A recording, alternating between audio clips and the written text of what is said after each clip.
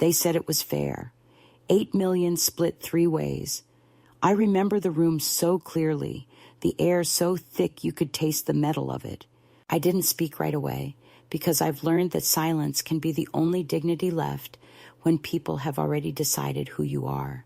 They smiled like nurses telling a patient the bad news softly, as though their kindness could anesthetize the wound. "It's fair," my stepson said again, tapping the table with his manicured finger. Fair.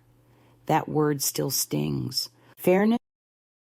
And then, just as the papers were being gathered, he cleared his throat and said, "There's another document, a second will, dated yesterday." The silence that followed wasn't shock. It was calculation, the sound of minds rehearsing denial. I'm 82 now. I live by the sea, in the house we built, long before the word millions meant anything. The salt air has bleached the curtains.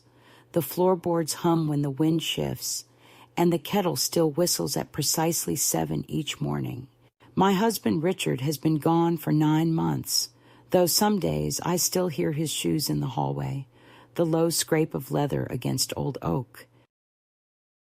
I talk to him sometimes, not out of madness, but out of habit, because our life was built on conversation. They called it devotion back then. Now they call it codependence. I call it what it was, love that aged honestly. We didn't come from money. We built it, brick by brick, year after year, while others borrowed and smiled their way into comfort.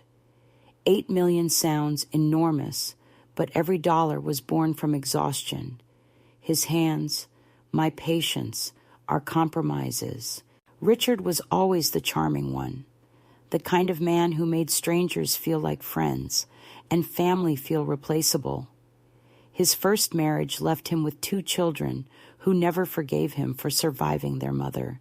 When I entered his life, I was 36, already cautious, already scarred by a husband who drank more than he worked. Richard was stability in a crisp white shirt. We married quietly in a courthouse near the pier. His son Peter didn't attend. His daughter Evelyn sent a card that read, "Congratulations, I suppose." I kept it all these years, not out of sentimentality, but as proof that kindness can sometimes start as a challenge. For 40 years, I ran the house, the books, the unglamorous half of the empire. He ran the showrooms, the investors, the charm offensive. We made a fortune in marine equipment, hardly romantic, but the ocean is an honest business. It takes what it wants, and it never apologizes. We built everything ourselves. And yet the day he died, I realized that wealth doesn't belong to the ones who earn it. It belongs to the ones who control the paper. The last weeks before he passed were strange. He'd grown quiet, distrustful. He began locking drawers, making phone calls from the porch. When I asked, he said, "Just making sure you're safe after I'm gone." I thought it was tenderness. I didn't know it was foresight. The morning of the will reading, I wore navy, not out of vanity, but because dark colors hold you together when the world wants to see you unravel. I remember Peter's cologne before I saw him, that expensive scent of eucalyptus and arrogance. Evelyn kissed my cheek with air between us. Her eyes were glassy, like a woman trying to stay polite in front of someone she's already erased. The lawyer was a young man in a navy suit, too new for grief. He cleared his throat as if sorrow required formality. "Mr. Halpern," he said, my husband's name, divides his estate equally among his wife, Margaret, and his 2 children. I didn't react, not immediately. Not even when Evelyn reached across the table and placed her hand on mine, as though comforting me for a tragedy she'd orchestrated. I only nodded, as if I'd known all along that love would lose to lineage. But the notary changed everything. I still remember the way he hesitated, eyes darting across the page, fingers trembling slightly, as he said, "There's a second document, signed the day before Mr. Halpern passed. We'll need to verify authenticity." Peter laughed, sharp and nervous. "That's ridiculous," he said. "Dad was barely conscious that day." The notary didn't argue. He simply said, "He signed it here. I witnessed it." You could feel the air leave the room. I watched Evelyn's knuckles whiten, her voice turn to silk. "That must be a misunderstanding. Daddy would never—" She didn't finish, because she knew he would, because he had. Afterward, they left quickly, murmuring about legal counsel and confusion. I stayed seated until the office emptied. The notary lingered, awkward and kind, like a man who'd seen too much. "He came in alone," he said softly. He was tired, but clear. Said it was urgent. Said he'd waited too long to make things right. Then he handed me an envelope with my name on it, written in that steady, looping hand I'd known since 1978. Inside, just a key, no note, no explanation. A key to the desk he kept locked in his study. That evening, the house was still as a photograph. I walked through the rooms he'd designed, mahogany shelves, brass fittings, the smell of salt and paper. I thought of all the times he'd told me not to worry, that the children would come around, that time softened everything. It didn't. It only revealed what people are willing to harden for. I stood in front of his desk for a long time, holding the key like a relic. When I finally turned it, the drawer side opened like something relieved to confess. There, beneath old ledgers and receipts, was a small flash drive in a paper sleeve, labeled in his handwriting, "For her, if they lie." That's when the air changed. That's when grief stopped being holy and became a weapon. I didn't even plug it in that night. I sat with it on my lap, tracing the letters with my thumb, remembering how his hand trembled when he wrote. The sea was loud outside, waves hitting the rocks like an argument I couldn't end. Somewhere out there, gulls screamed over something dead, and for the first time in months, I envied them their clarity. Because I still didn't know what he had done, whether the second will was protection, confession, or punishment. All I knew was that it existed, and that its existence had already broken the delicate truce between me and his children. People assume betrayal arrives like thunder. It doesn't. It seeps in through manners, through signatures, through smiles that last half a second too long. It was in the way Peter called the next morning. His voice syrupy, rehearsed. "We're all a bit shaken, Margaret. Maybe we should handle this privately, for Dad's dignity." His dignity, as if the man who'd built everything they now coveted could only be honored by their silence. I told him I'd think about it, and he exhaled like someone who'd just won a negotiation. But I wasn't thinking. I was remembering. The arguments about succession, the whispers I'd overheard, the night I found Evelyn in Richard's office, whispering on the phone. I had been naive enough to call it family tension. Now I called it prophecy. By the third night, I couldn't sleep. The flash drive sat on my nightstand like a loaded question. I kept hearing Richard's voice, faint and failing, saying, "You'll be all right, Maggie. Just promise me you'll keep your eyes open." I'd promised. I just hadn't understood what he was asking me to see. So here I am, months later, the widow with the house and the secret. They think the story is about money, but it's never been about that. It's about erasure, the quiet way people decide you've lived enough, contributed enough, mattered enough. I look out at the sea each morning and whisper the same thing to him. You did what you could. I'll do the rest. Because fairness, as they defined it, was the final lie of his life, and I am done living inside other people's definitions. The day after the notary's announcement, the world around me changed texture, as if someone had replaced reality with a counterfeit that looked almost right until you touched it. I woke early, before dawn and stood by the kitchen window watching the sea pull at the shore in its endless argument with the land. It had been our habit, Richard's and mine, to begin the day in silence like this, each of us pretending we were thinking about the weather when really we were taking the measure of our lives.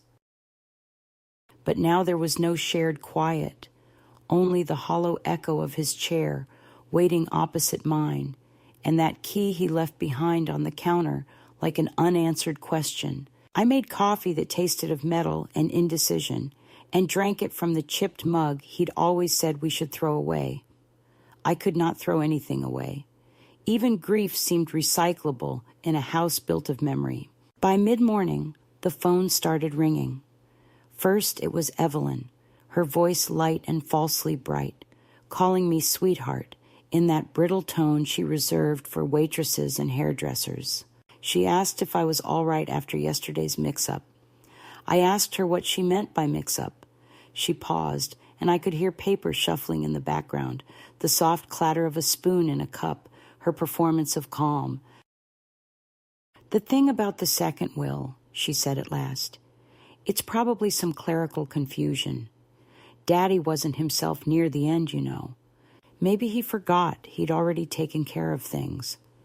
I let her speak, let her lay her net of condescension thread by thread, and when she finished, I said only, "He remembered enough to sign it in front of a witness."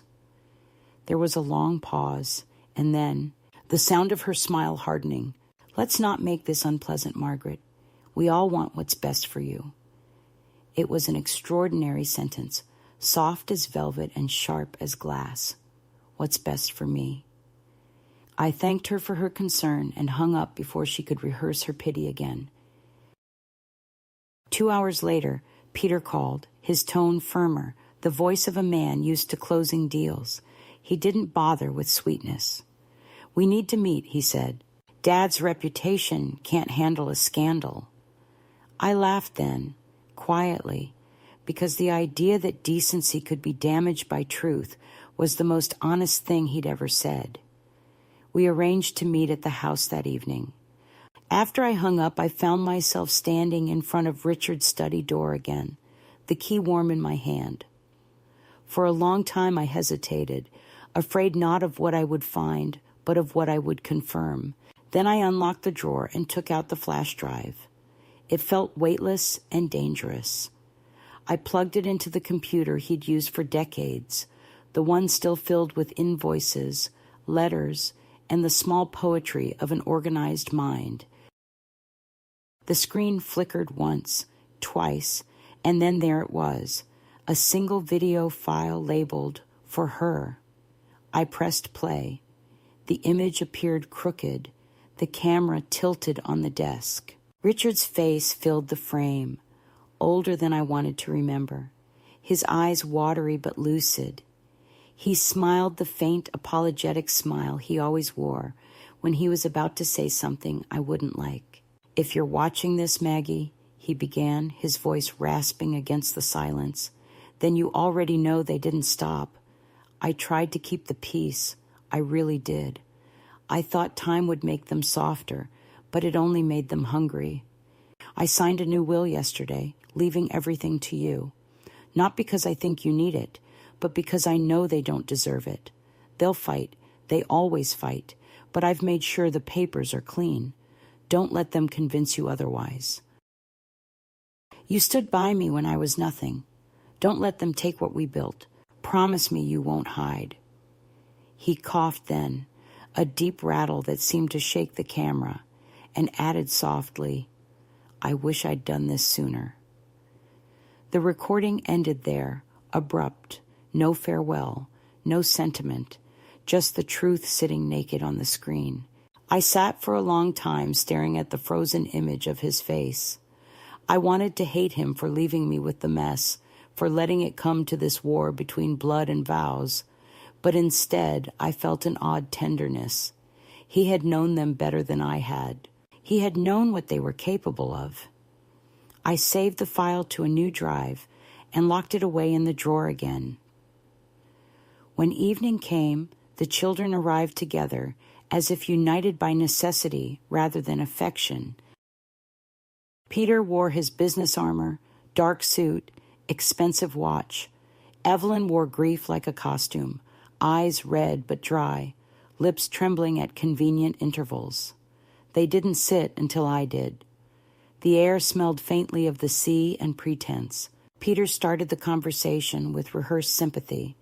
"Mom, sorry, Margaret. We know this is confusing for you. Dad was under medication. There's no way he could have handled legal documents responsibly. We just want to spare you the trouble of court." He slid an envelope across the table, fat with papers. "If you sign these, everything will stay simple. You'll get your share, the third that was always intended, and we'll take care of the estate taxes." I didn't touch the envelope. I watched the way Evelyn's fingers drummed on the table, fast and anxious, the rhythm of someone who already fears losing. "You think I can't handle court?" I asked quietly. Peter smiled, not kindly. "You shouldn't have to. You're elderly. It's stressful." The word elderly landed like dust on an open wound. I told them I'd consider it, that I needed a few days. They left, relieved, thinking I'd bend. When the door closed, I locked it behind them, not out of fear, but out of finality. Then I poured myself a glass of Richard's old brandy, the one he reserved for deals that went his way. I raised it toward the dark window and whispered, "You were right. They're coming." Outside, the wind had shifted. The waves were hammering harder, and somewhere in that sound I heard applause, cruel and endless. The next morning brought the letter, thick, official, delivered by courier. A law firm I didn't recognize. It informed me that Peter and Evelyn were contesting the second will on grounds of mental incapacity and undue influence. They were accusing me, in neat legal phrasing, of manipulating a dying man. For a long time, I simply held the letter, feeling the weight of every word that had ever been used to diminish women like me. Manipulative, hysterical, ungrateful. I laughed out loud, a sound so foreign it startled the gulls on the roof. "Influence," they said. If only they knew how many nights I had sat in that same chair across from Richard, begging him not to indulge them, not to give them more money, not to confuse love with guilt. Influence was the one thing I never had with him. Respect, yes. Influence, never. By afternoon, a car I didn't recognize slowed outside the gate, paused, then drove off. 10 minutes later, the phone rang again, this time from a blocked number. A male voice, calm, professional, said he represented Peter and Evelyn's legal interests. He advised me to consider my position carefully and avoid unnecessary escalation. The tone was polite, the threat obvious. I thanked him sweetly and hung up. Then I called the notary, the one who'd seen Richard sign the new will, and asked if he would put his statement in writing. He agreed without hesitation. "Mr. Halpern was weak," he said, "but absolutely lucid. He wanted to protect you. He even joked that his children would think it unfair." There was that word again, fair, a word stretched until it tore. That night I sat in Richard's chair by the study window and watched the sea swallow the light. I realized then that this was the moment everything turned. Not the signing of the will, not even his death, but this quiet shift when love hardened into defense. The house that had always been refuge became fortress. Every knock at the door felt like an ambush, every silence like a verdict waiting to be read. Yet beneath the fear, something new was forming, a clarity I hadn't felt in years. They thought the catalyst wasn't the will itself. It was the realization that they no longer saw me as family, but as an obstacle dressed in mourning clothes. They wanted to inherit a man, not remember him. And I, foolish woman that I had been, still thought I could keep him alive by protecting what he built. I understand now that love doesn't live in possessions or papers. It lives in the refusal to let cruelty rewrite the truth. That night, as the tide rose high against the rocks, I printed a copy of Richard's recording and sealed it in an envelope marked for my lawyer. Then I took the original drive, the one he'd touched, and placed it in the pocket of my robe, close to my heart. I went to bed listening to the wind and thinking that maybe, just maybe, the dead do choose their messengers. And if that was true, then he had chosen me, not for kindness, but for endurance. The days that followed blurred into a kind of cautious quiet, the sort of stillness that feels less like peace and more like the air before a storm. I began waking at odd hours, sometimes at 2 or 3 in the morning, and wandering through the house in my robe, checking windows and doors as if I expected them to whisper. I'd catch my reflection in the glass and not recognize myself, the drawn face, the stubborn jaw, the eyes that no longer softened for anyone. It wasn't fear exactly, more the slow awareness that something irreversible had started, and that my life, which had once been measured by tides and meals and the ordinary rhythm of companionship, was now divided into before and after that second. Will, even the sea seemed to know. Its voice outside the windows had changed pitch, lower, more insistent, as though it was warning me to brace for what was coming. The phone calls grew polite first, then persistent. Evelyn tried charm. Peter preferred intimidation disguised as reason. He called nearly every evening, his tone all professional courtesy, until he slipped and used that particular kind of sigh men reserve for women they believe are being difficult. "No one wants to hurt you, Margaret," he'd say, "but this could get ugly if you force it." I would respond in the calm voice I used to use when Richard lost his temper at suppliers, slow, measured, unyielding. "Then let it get ugly, Peter. I've lived through worse." He never knew how to answer that. Evelyn sent emails instead, carefully written and full of strategic tenderness. She spoke of family unity, of honoring Dad's memory, of not letting lawyers destroy what love built. I read them all without replying, printing each one and filing it away in a neat folder labeled "For the Record." It was Richard's old habit to document everything. Now it had become mine. By the 3rd week, they stopped pretending it was about my well-being. Their lawyer began calling directly, leaving voicemails thick with veiled warnings. "If the matter proceeds," he said once, "it will invite scrutiny into your financial history, Mrs. Halpern. You may not appreciate the stress that entails at your age." My age. I repeated those words to myself the way one touches a bruise, not to test the pain, but to remember where it lives. That evening, I wrote a letter to my own attorney, a quiet, steady woman named Leona, whom Richard had once dismissed as too pragmatic for her own good. She listened without interruption as I explained the situation. When I finished, she said simply, "They're trying to exhaust you. They expect you to surrender because you're tired." I asked her what she recommended. "Rest when you can," she said, "and keep everything." She meant documents, correspondence, fragments of truth, every scrap of evidence that love had been turned into leverage. It was around that time that small things began disappearing from the house. At first, I thought it was my mind betraying me. The gold brooch Richard gave me for our 10th anniversary, the silver clock from his study, an antique pen that had sat on his desk for decades. But one afternoon, while collecting the mail, I noticed the side gate open and a set of footprints in the damp earth, larger than mine, fresh. The latch had been broken cleanly, not by accident. I reported it to the police, who came and took a perfunctory look before assuring me it was probably kids.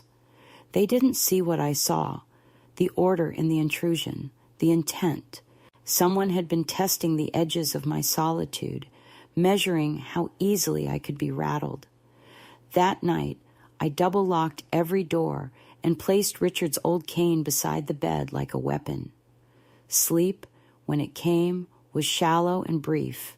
Evelyn arrived unannounced 2 mornings later, her car gliding up the drive like an apology on wheels. She looked immaculate, the widow's daughter performing concern. "You shouldn't isolate yourself, Margaret," she said the moment I opened the door. "People are starting to talk. They think you're fragile." I stepped aside, letting her in because I wanted to see how far she'd go. She wandered through the rooms as though inspecting them for value, pausing occasionally to touch a piece of furniture or glance at a photograph. "Dad adored this place," she said wistfully, but her eyes were calculating, tallying. "It must be hard keeping it up alone." I told her I managed. She nodded, then lowered her voice. "Peter and I are worried about you. If the court case drags on, it could drain everyone. Maybe you'd feel more comfortable if we helped with some of the decisions. Financial ones." She tried to smile, but her mouth trembled slightly when she saw I wasn't buying the performance. "Your father didn't raise me to be comfortable," I said quietly. "He raised me to be capable." For a moment, the mask slipped. Her face hardened. Her tone lost its varnish. "You're being stubborn," she said. "You think he meant to cut us out completely? He was confused. She stopped herself, inhaled, and tried again with a softer voice. "He loved all of us."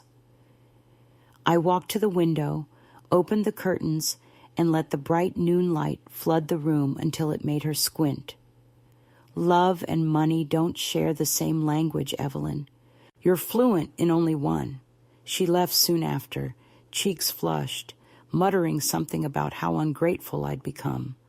When the door closed behind her, I felt the first clean breath I'd taken in weeks. The following day, my lawyer informed me that Peter had filed an emergency motion to freeze several of the accounts until the matter was settled. "They're pushing hard," she said, "trying to limit your access." The strategy was familiar: corner, isolate, diminish. I approved her counter-motion, then sat at the kitchen table for a long while, tracing the grain of the wood where Richard's elbows had worn it smooth. I thought of the way he used to drum his fingers when he was planning something. I wondered if he had imagined this exact moment, this siege disguised as civility. Perhaps he had known that protecting me meant arming me, even after death. In the weeks that followed, the isolation grew heavier, not just in my house, but in the way people looked at me. Old friends stopped calling, neighbors waved less. A kind of social frost settled over everything, subtle but deliberate. Someone had been talking, weaving a narrative in which I was the greedy widow manipulating her poor husband's weakened mind. It spread fast. Gossip always does, especially when it flatters the powerful. I found myself shopping in the next town just to avoid the eyes of people who had once shared tea with me. Yet even in that quiet exile, a strange strength began to form, the kind that grows not from defiance, but from exhaustion. I was too tired to please anyone anymore.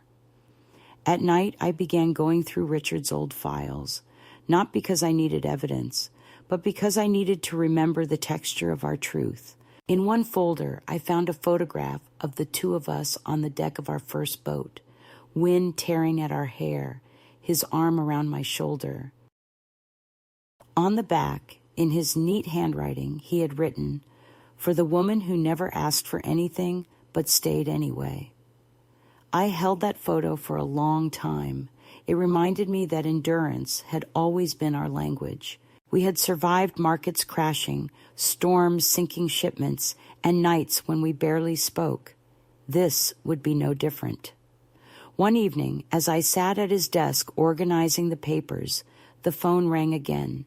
It was a journalist from a local paper, polite, curious. He said he'd been contacted by sources who claimed the Halpern family was embroiled in a dispute over the estate. "Would you like to comment, Mrs. Halpern?" he asked. My first instinct was anger, then amusement. "Tell your sources," I said, "that a family is measured not by what it inherits, but by what it destroys to get it." I hung up before he could reply. After that, I understood that silence was no longer safety. It was permission. So I began speaking carefully to the right people. I met with my lawyer weekly, documented everything, even the late-night noises that woke me.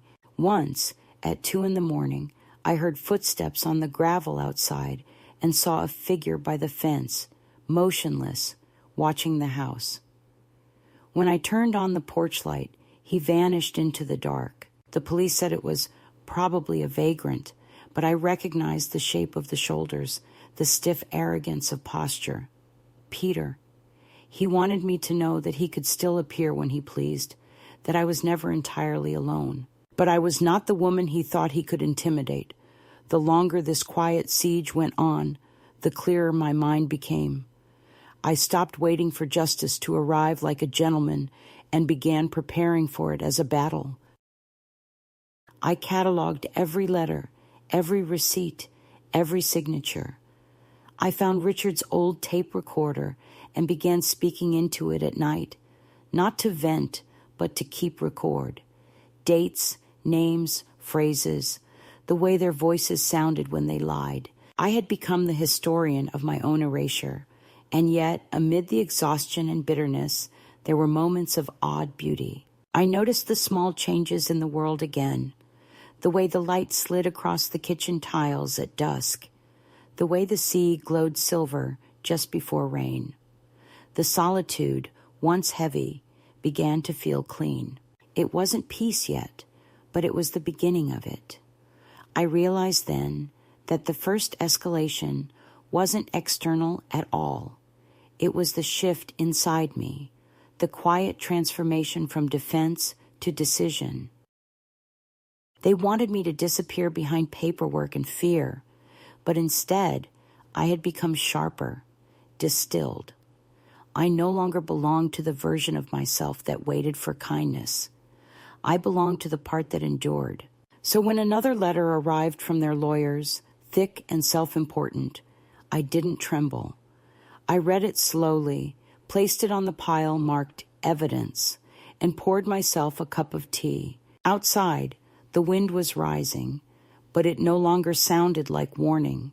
It sounded like applause. The first real change began without ceremony, the kind of shift you only recognize when it's already underway. I woke one morning to a house that didn't feel like a waiting room for confrontation anymore, but like a shell that had outgrown its tenant. The fear had begun to wear thin. Underneath it, there was a raw steadiness, quiet but undeniable, the kind that comes when you realize no one is coming to save or ruin you. You will have to do both yourself. The sky outside was iron gray, the air smelled of rain and salt, and the sea looked close enough to touch. For weeks I had lived as if every sound might be the beginning of an intrusion. But that morning I simply opened the window and let the wind in. It roared through the house, lifting the curtains like sails, and for the first time in months, I didn't rush to shut it out. The cold air filled the rooms, moved through the dust and the stale perfume of old fears, and I stood there breathing it until my eyes watered. It felt like permission. After breakfast, I found myself in front of the wardrobe, pulling out boxes that hadn't been opened since before Richard's illness. Inside were remnants of a life that once made sense. Receipts, photographs, travel itineraries, letters from investors and friends, a brochure for a hotel we'd planned to visit but never did. Beneath those, folded carefully, was a ledger written in Richard's precise hand. It wasn't business accounts, but something more personal. A list of small loans he'd made to people over the years, none of which had ever been repaid, each annotated with a short note. Don't mention this to Maggie. She'll say I'm too soft. Peter says he'll handle it.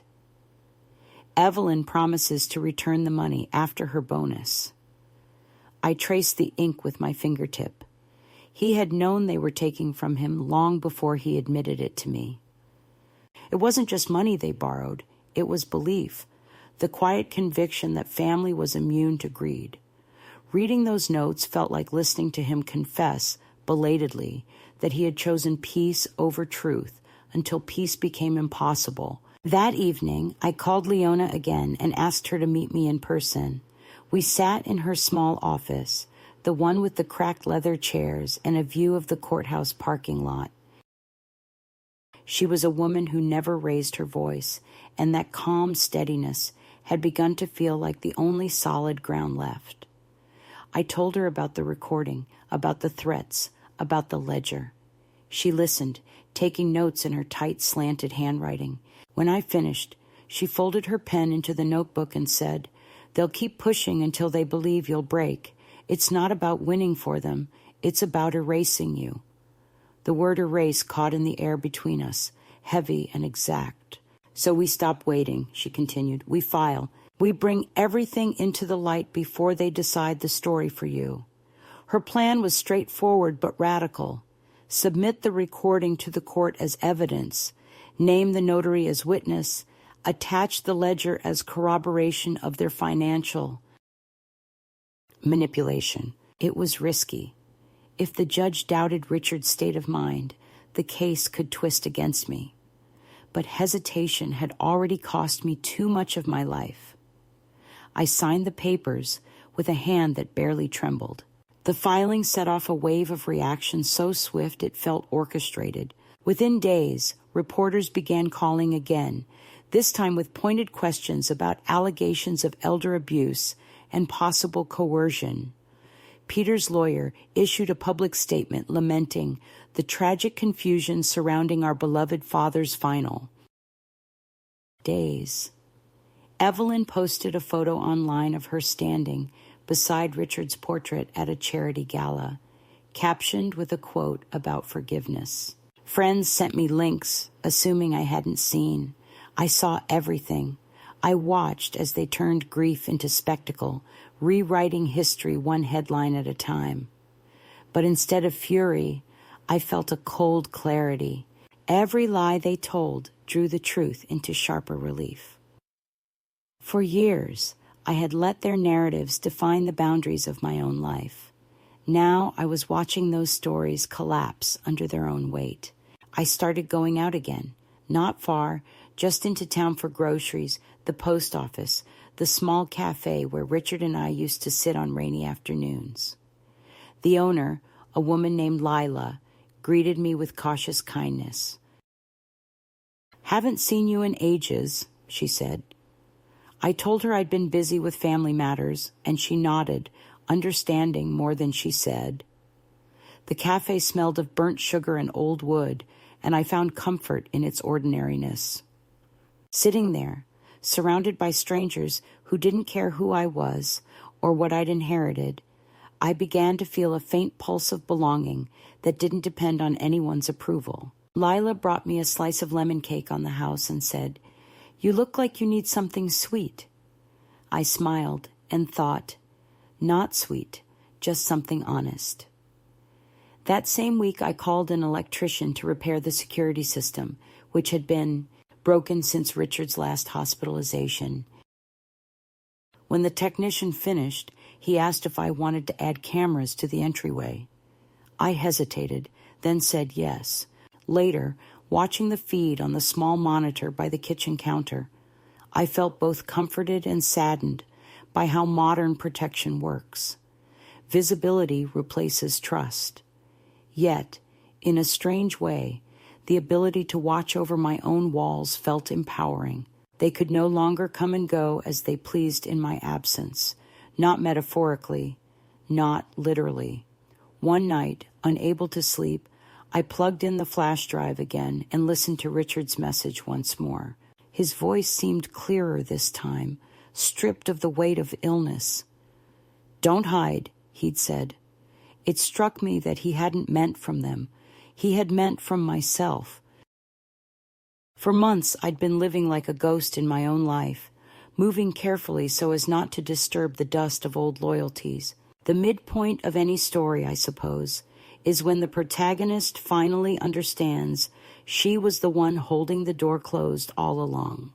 I shut the computer, turned off the light, and decided that the next morning I would visit the notary who'd witnessed the signing. If anyone could confirm Richard's lucidity, it was him. His office was in town, above a hardware store that smelled of sawdust and paint. He recognized me immediately. "Mrs. Halpern?" he said, rising from his chair. "I was wondering when you'd come." We sat by the window, sunlight cutting through the dust in long diagonal lines. I asked him if he'd testify if it came to court. He nodded. "Your husband knew exactly what he was doing," he said. "He was frail but focused." He told me, "They think money is love, but love doesn't leave receipts." I remember it because it was such a peculiar thing to say.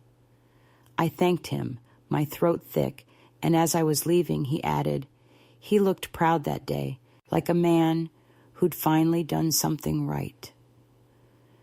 Walking back to my car, I felt the ache of grief mingle with an odd, luminous relief.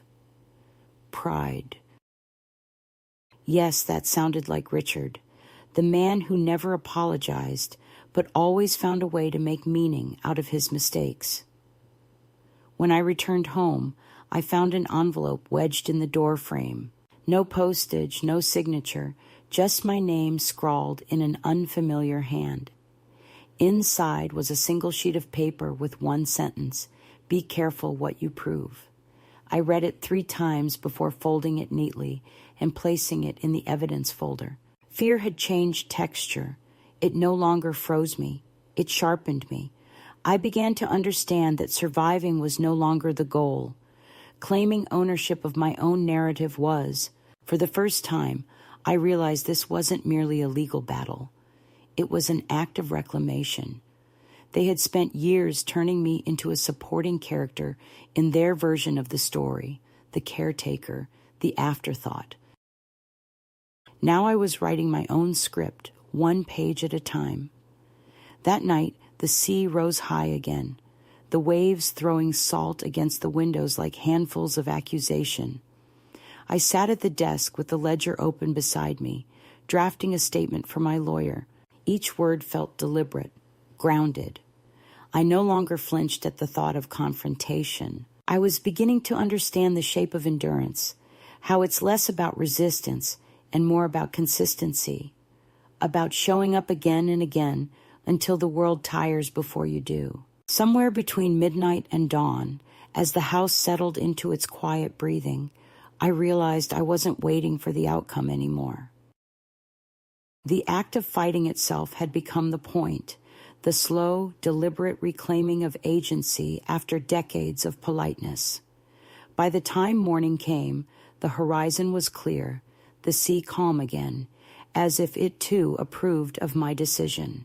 I poured myself a cup of coffee, strong and bitter, and stood by the window watching the light crawl across the floorboards.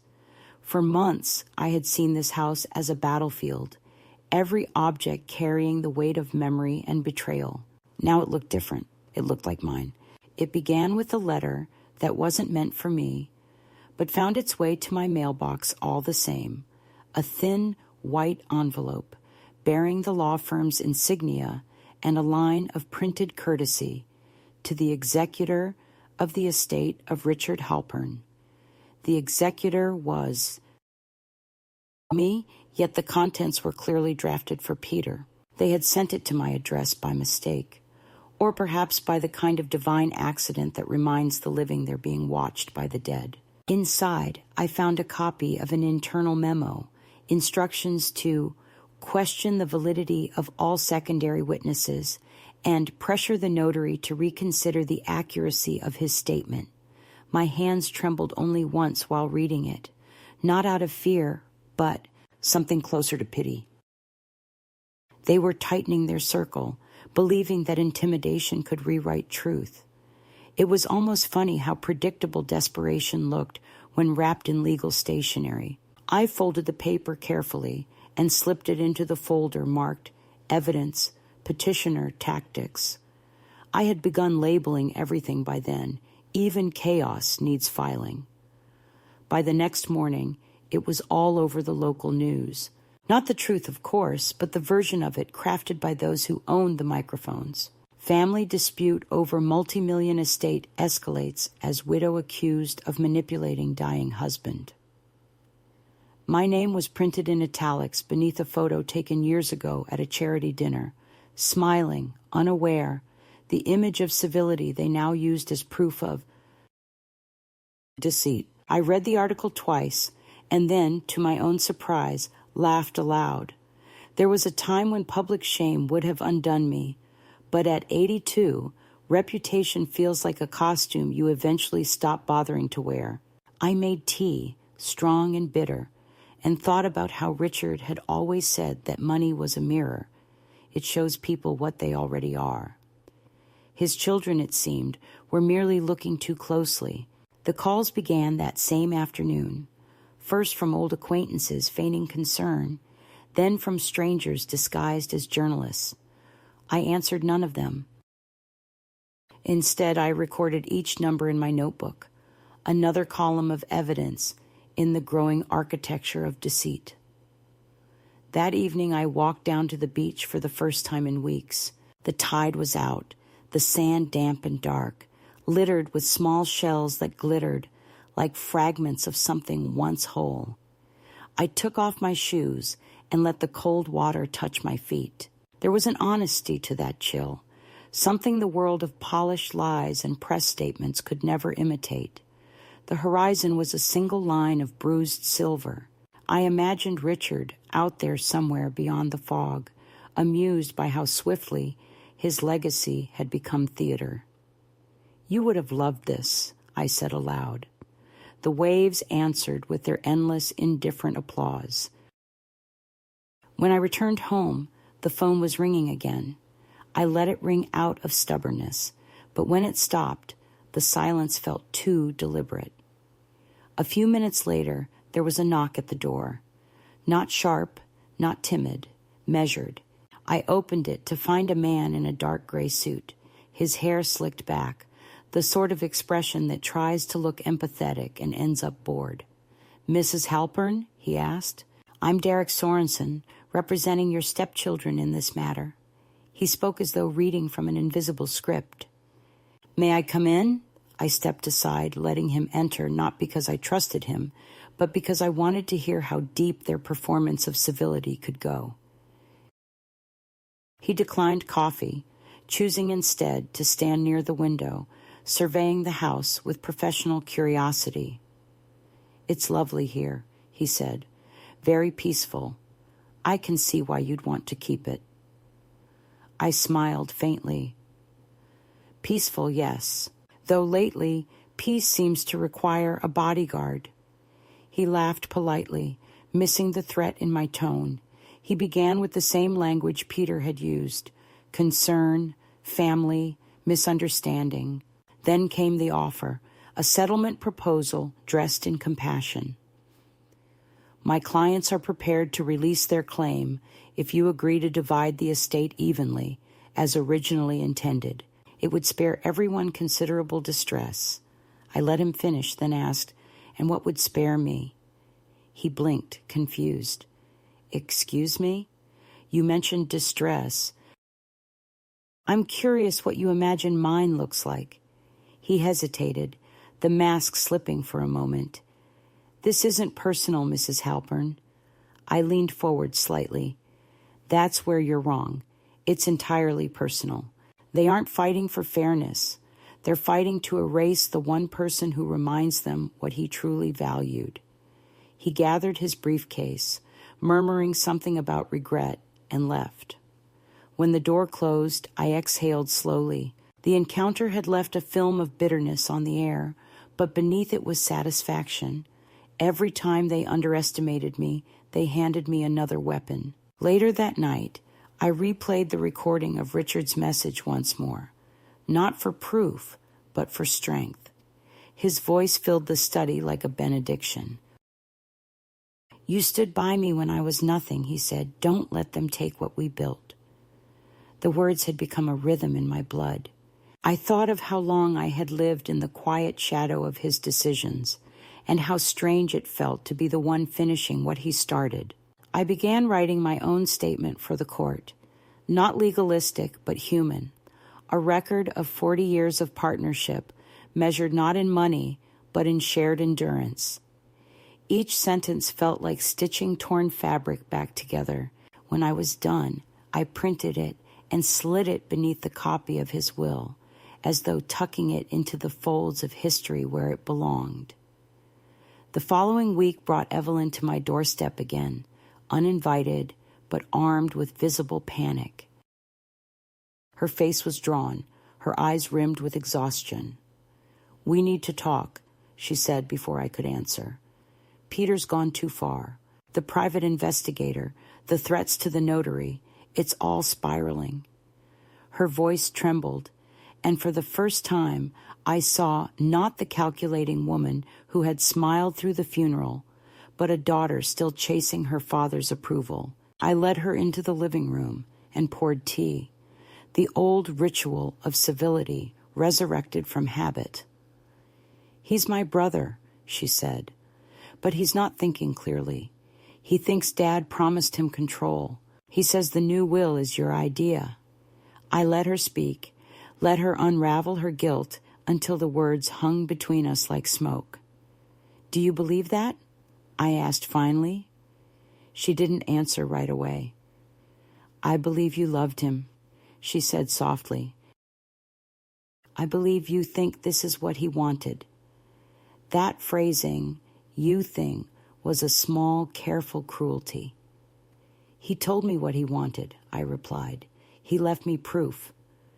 Her eyes flickered to the desk. "The recording?" she asked, almost whispering. I nodded. "Then destroy it," she said suddenly, voice sharp with urgency. "If this goes to court, none of us will come out clean. It'll ruin us." I studied her face, the trembling lip, the practiced fear. "It already has," I said. She began to cry, not the theatrical kind, but the quiet, leaking kind that stains the edges of words. "He was our father," she whispered. "He was my husband," I answered, "and you've mistaken inheritance for love." She left without finishing her tea. The cup sat cooling on the table, a small monument to what civility used to mean. The next morning I received a call from Leona. Her voice was tense. "They've filed for an injunction to prevent the will's execution pending a full psychological evaluation of you." I laughed because the absurdity of it nearly charmed me. "So I'm mad now," I said. "That's their new angle?" "They're claiming you may have exerted undue influence or suffered from cognitive decline," she replied. "We'll fight it, of course, but it's going to get uglier." I told her ugliness no longer frightened me. After we hung up, I sat for a long time at the kitchen table, the same spot where Richard and I had once planned every step of our shared life. The sunlight fell in long strips across the floor, and I felt a strange calm. Madness, influence, incapacity. These were just modern forms of witchcraft accusations, designed to silence women who refused to surrender. That evening, as the first real storm of the season broke, I stood by the window, watching lightning carve silver wounds across the sky. The rain came hard and fast, drumming against the glass like an impatient jury. Somewhere deep in the night, I heard a crash, metal against wood, and when I ran to the back porch, I found the latch broken again. The security cameras would show later that it was Peter, his outline unmistakable even through the grainy resolution. He hadn't entered, just stood there in the rain, staring at the house for almost 5 minutes before walking away. It was his way of saying that law was too slow for his liking. I printed the footage and handed it to the police the next morning, who promised to look into it. I didn't bother to hope they would. Days passed, thick with tension. I stopped sleeping in the bedroom upstairs and began staying in Richard's study, surrounded by the scent of paper and cedar, the quiet hum of the sea outside. I wrote letters to Leona, to the judge, to no one in particular, letters that said everything I'd never been allowed to say when the family still pretended to be whole. I wrote about invisibility, about the years I'd been called patient instead of wise, compliant instead of kind. Each sentence peeled away another layer of silence. I began to think that perhaps this was what Richard had meant by his final message. He hadn't asked me to protect the money. He'd asked me to protect the truth of what we had been. Two flawed people who built something worth defending, from those who confused worth with ownership. When the hearing finally came, the courtroom was colder than I expected. Peter sat to the left, jaw clenched, eyes fixed on the table. Evelyn avoided my gaze entirely. Their lawyer spoke first, his voice smooth and rehearsed, painting me as an aging widow consumed by paranoia, clinging to control she no longer understood. When my turn came, Leona stood beside me like a quiet storm. She presented the notary's testimony, the ledger, the memo I'd received by mistake, and finally the recording. The sound of Richard's voice filled the courtroom. Every cough, every pause, every deliberate syllable landed like truth made audible. No one spoke when it ended. Even Peter looked pale, the blood drawn from his ambition. The judge said we would reconvene after reviewing all evidence, but the decision was already breathing in the room like an uninvited ghost. That night, exhausted but strangely whole, I walked down to the sea again. The storm had passed, leaving behind a sky scrubbed clean of arrogance. The water shimmered black and calm, its surface folding light into itself. I thought of Richard, not the man who died, but the man who lived beside me all those years, flawed, proud, human. I thought of the children, their fury, their fear of being forgotten. And then, with a clarity that startled me, I realized I could forgive them. Not because they deserved it, but because I refused to carry their hunger any longer. I whispered his name into the wind and let the sound of it drift away. Behind me, the house stood silent, every window reflecting the moonlight. It looked less like a fortress now, and more like a beginning. The day of the ruling arrived without ceremony, the way storms sometimes start under skies that look deceptively calm. I remember dressing slowly that morning, pulling on the gray wool suit I hadn't worn since Richard's funeral. It still smelled faintly of lavender and smoke, the scent of endings. I fastened the pearl earrings he'd given me on our 20th anniversary, not out of vanity, but because I wanted to feel armored in memory. The house was quiet except for the steady sound of the sea striking the rocks below the bluff. I stood for a long time by the window, watching the tide creep in, thinking how time has no respect for human anxiety. It moves forward, indifferent, dragging us with it whether we're ready or not. When the car arrived to take me to court, I turned off the lights in every room, one by one, as though closing chapters. The courthouse smelled of polished wood and fatigue.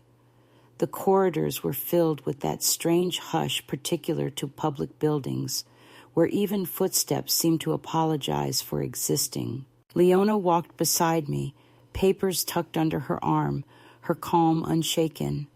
"Whatever happens," she said quietly as we approached the chamber, "you've already won more than they can understand." I nodded, though the words felt too large to hold. Inside, the air was heavy, the temperature just cold enough to make your bones notice. Peter and Evelyn were already seated, their lawyer arranging documents in front of them like weapons laid neatly before a duel. Peter didn't look at me. Evelyn did, briefly, her eyes full of something that wasn't quite hatred and wasn't quite sorrow.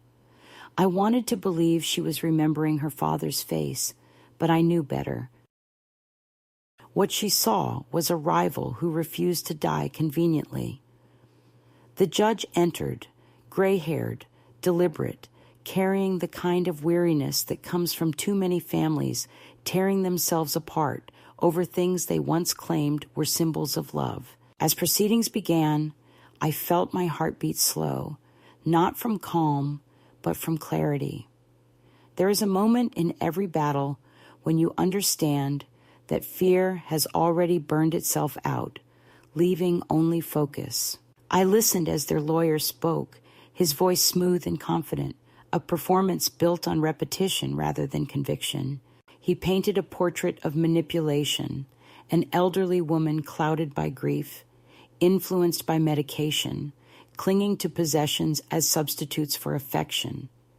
He used my age as evidence, my solitude as motive, my silence as confession. When he finished, he smiled faintly at the judge, the way men smile when they believe logic has already triumphed over truth. Then Leona rose. Her voice was low, measured, almost gentle. She began not with law, but with the story of a partnership. 40 years of shared labor, risk, and mutual endurance. She spoke of the business Richard and I built from nothing, of the decades we spent turning debt into stability. Then she produced the ledger, the notary's affidavit, the recording. The clerk pressed play, and suddenly Richard's voice filled the room, fragile yet unwavering. "They think money is love," he said, "but love doesn't leave receipts." The sentence hung in the air like a benediction. No one moved. I didn't look at Peter or Evelyn. I watched the judge instead, saw her eyes narrow, not with suspicion, but with recognition. When the recording ended, the room stayed silent for a long time. Finally, the judge cleared her throat and asked one question. "Mrs. Halpern, do you wish to add anything?" I stood. The floor felt unsteady, but my voice didn't waver. "Only this," I said.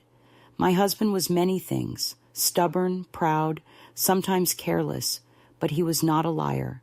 He made mistakes, but deceit was never one of them. He knew his children's flaws, and he forgave them more times than they deserved. He wrote this will not out of revenge, but because he understood that fairness is not always equality. I don't want to hurt them. I only want the truth to remain uncorrupted." I sat down, my hands trembling slightly, not from nerves, but from the realization that I had said everything that mattered. When the judge finally read her decision, the words came with the slow rhythm of inevitability. The court recognized the validity of the second will, the soundness of Richard's mind, the authenticity of his signature, and my right to execute his final wishes in full. There was no drama, no outburst, just the quiet shift of the world aligning with what had always been true. I exhaled a breath I hadn't realized I'd been holding since the day of his death. Leona placed her hand over mine, firm and steady. Peter muttered something under his breath, his face pale with disbelief, while Evelyn sat perfectly still, her hands clasped so tightly her knuckles turned white. For a brief moment, I thought she might speak, might apologize, but instead she gathered her papers and walked out without looking back. Outside, the air was bright and almost cruelly fresh. Reporters waited near the steps, their microphones poised like spears. I didn't stop. Leona handled them with the efficiency of someone who understood that victory doesn't need explanation. I walked to the car, each step lighter than the last. When the driver asked where to, I said, "Home." The word tasted new. The drive back to the coast felt longer than usual, as if the road itself was stretching to accommodate everything that had changed. I watched the fields roll by, bare trees swaying in the wind, and thought of Richard again. Not the man I lost, but the man who, in his final act, had restored the version of me he once admired, the woman who never asked for permission to endure. When the car turned onto our lane, the sea appeared, vast and mercilessly beautiful. The sky had cleared completely, a clean blue stretching without interruption. I didn't go inside immediately. Instead, I walked down to the beach, still in my gray suit, the sand soft and cool under my shoes. The tide was rising, slow and sure. I stood there until the water touched the hem of my trousers. Somewhere in that motion, the pull and retreat, the endless persistence, I found a kind of understanding. Justice doesn't heal, it simply returns what was stolen, and sometimes that's enough. The waves hissed and folded over themselves, whispering the language of everything that outlives us. I took the flash drive from my pocket, the small object that had carried so much weight, and held it against my palm. I thought about burning it, burying it, erasing the evidence of all that pain, but then I realized that doing so would be another kind of hiding. Instead, I walked to the edge of the tide and set it gently on the wet sand. The water reached for it, took it, and drew it away without hesitation. When I turned back toward the house, the sun was lowering behind the cliffs, and the windows were glowing with the reflection of the sea. I felt no triumph, only release. Inside, I poured myself a glass of the last bottle of Richard's brandy and sat at his desk, the same place where so much of this had begun. The documents were still stacked neatly, the folders labeled, the evidence organized as though waiting for inspection. I took off my earrings, placed them on the table beside the empty glass, and whispered, "It's done." The sound of those words in the room felt final, not like a victory, but like the closing of a circle. Later that night, as the wind picked up again, I opened the window and let the salt air fill the study. The curtains billowed outward, the smell of rain mixing with the faint scent of wood and ink. I thought about the children, about how they would tell their version of this story for years, how each retelling would make me a little less real and them a little more innocent. It no longer mattered. Truth doesn't need to be believed to exist. It only needs to survive long enough to be found again by someone who recognizes it. I went upstairs, undressed, and stood in front of the mirror. The woman staring back was older, yes, and more tired, but she looked alive in a way she hadn't for years. There was no trace of the trembling widow who had once been afraid of her own reflection. I thought of the judge's voice reading the final words, "The will stands as written," and felt an echo of that authority inside myself. It wasn't about money anymore, or even justice. It was about reclaiming authorship over the life that had been quietly rewritten by others. Before bed, I sat at the small writing desk in the corner and began a letter. Not to Peter or Evelyn, and not to the court. To no one in particular, or perhaps to every woman who has ever been told she should stay quiet for the sake of peace. I wrote, "They will call you bitter because you refuse to let them lie. They will call you difficult because you remembered too well, but keep the evidence of your endurance. It is the only inheritance worth keeping." I folded the letter and placed it in the drawer beneath Richard's old fountain pen. The house settled around me as it always did when night came, the floorboards creaking softly, the wind pressing against the windows like a memory trying to get in. I climbed into bed, the sound of the sea steady and familiar. For the first time since his death, I didn't imagine his voice in the darkness. I didn't need it. The silence was mine again, unshared, unbroken, and finally, mercifully, enough. The weeks that followed passed in a kind of muted brightness, the world returning to its ordinary rhythm as though nothing had happened. The sea resumed its endless conversation with the shore. The gulls returned to their quarrels, and the neighbors began waving again, hesitant at first, then with casual familiarity, as if the scandal had been an inconvenient rumor they'd simply decided to forget.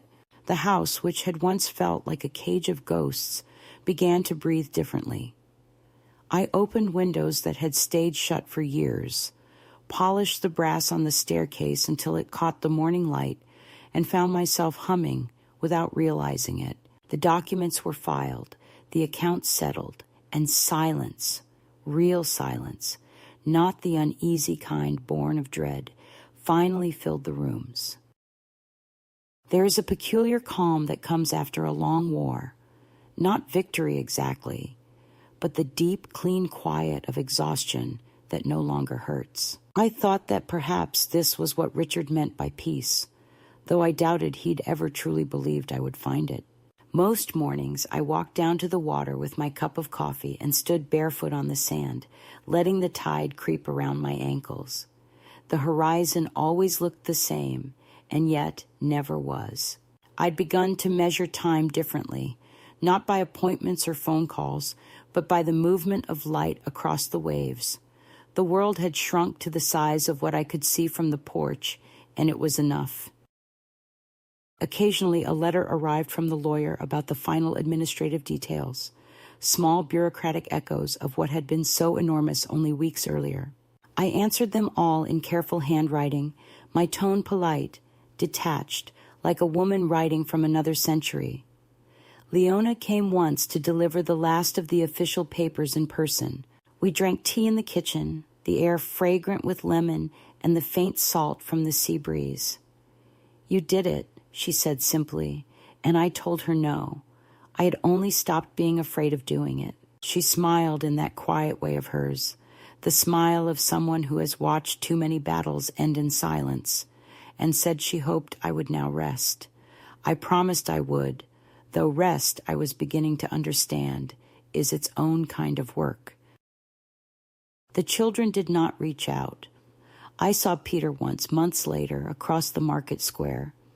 He was speaking on the phone, his gestures sharp, his back still perfectly straight, but something in the way he turned his head made him look older. Evelyn moved away, I heard, sold her apartment in the city, and took a position with a foundation abroad. I thought about writing to her, not to reopen anything, but to acknowledge that endings do not always mean enemies.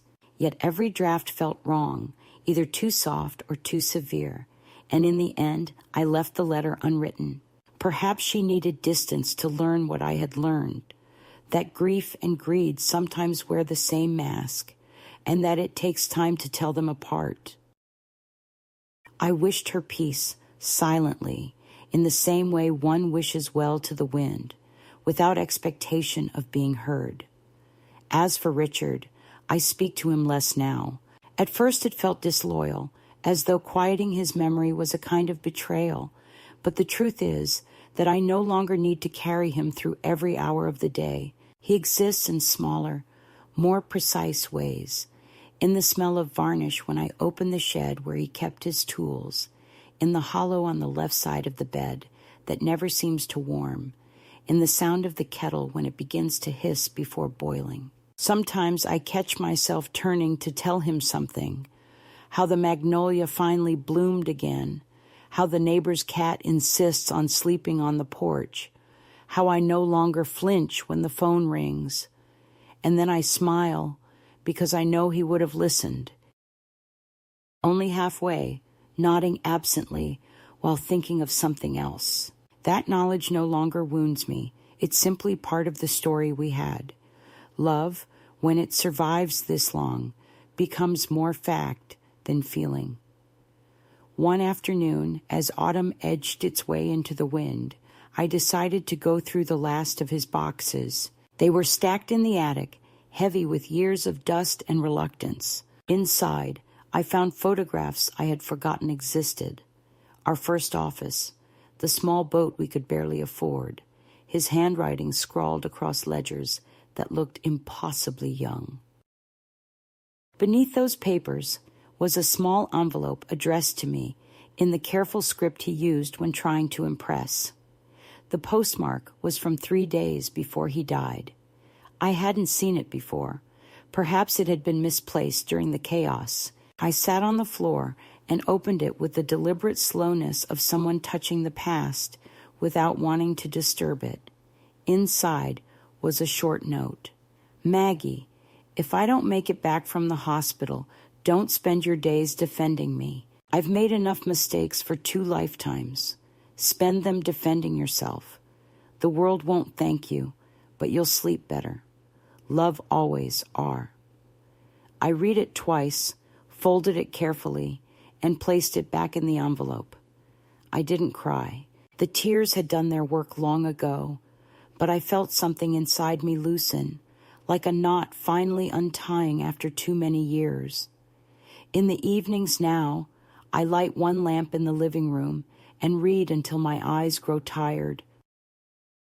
The silence has become companionable. Sometimes the sea is loud, sometimes it whispers. Life moves quietly, efficiently, and the house no longer feels like a witness to betrayal, but like proof that endurance can outlast cruelty. I've started keeping a journal again, something I haven't done since my 30s.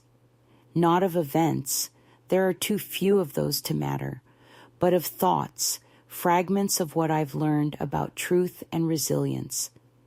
I don't write for anyone to read it. Perhaps one day, after I'm gone, someone will find it and wonder who I was. I hope they'll see not the woman from the headlines or the court records, but someone who understood that survival is not the absence of pain, but the refusal to let pain become your final language. On the first day of winter, I invited Lila from the cafe for dinner. We ate soup and bread, and afterward she insisted on washing the dishes while I dried them. She asked if I ever planned to travel, now that everything was settled. I told her perhaps I might visit the South, someplace where the sea is warmer but just as relentless. She laughed and said she could picture me there, walking along another shore, coffee in hand, arguing with the wind. The image pleased me. That night, after she left, I stood on the porch, wrapped in my shawl, and watched the lights from the harbor flicker like small, deliberate stars. The world had not changed, yet somehow everything was new again. Before going inside, I whispered into the dark, "You see, Richard, I'm still here." It wasn't defiance anymore. It was gratitude, not for the pain or the battle, but for the strange gift of clarity they had brought. I had spent years being the quiet woman in the corner of a grand story that didn't belong to her. Now the story was smaller, but it was mine entirely, every line written in my own hand. The sea roared in approval, or maybe it was only the wind through the reeds, but either way I took it as an answer. And when I finally went to bed, the air smelled of salt and rain and something else, something that might, after all this time, be peace.